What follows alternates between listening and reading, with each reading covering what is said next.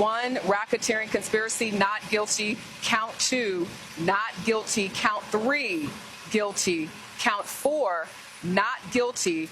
Count 5, guilty. So essentially, the jurors found that he was guilty of the Mann Act. That is the transportation to engage in prostitution, but they found him not guilty on sex trafficking, very serious charge there where he could have spent a minimum of 15 years in prison, and not guilty on that racketeering conspiracy, which he could have spent up to life in prison for. Sean Combs has been found guilty and non-guilty. Let's put into perspective, Brian, on time he will serve.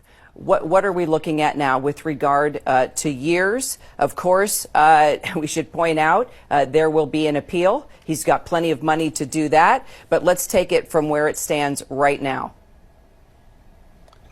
Kira, I'm still trying to wrap my mind around this. I'm not even sure if I would say there would be an appeal, because for Sean Combs and his defense team, this is a massive win. 3 of the counts that had a life sentence possibility are gone. When it comes to transportation to engage in prostitution, the minimum is nothing. There's a theoretical possibility that he walks out on probation. Now, do I think that's going to happen? No, but the max is 10 years. Even if you were to take both sentences, and he's not going to get 10 years, they're going to look at his criminal history, mitigating circumstances, aggravating circumstances, and I would assume that he gets somewhere in the middle ground, maybe like 3 to 5 years, 3 to 6 years, possible through that sentencing range for each count.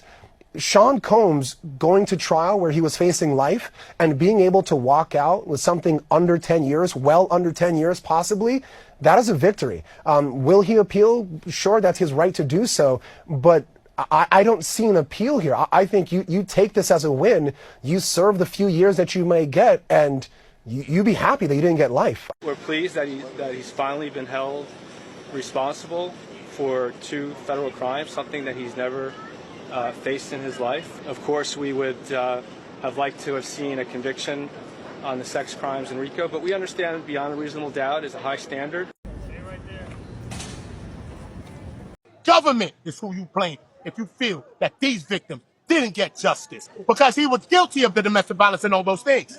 But you know what they did? They swung for the fence and they went for a RICO. Right. Hopefully he do get some therapy. Hopefully he does get some help. Right. Seek some help. Stay away from the drugs and the addiction. But my question is for the people that were complicit, that you think he was guilty. What about everybody that got supposed immunities and proffer agreements and all of that?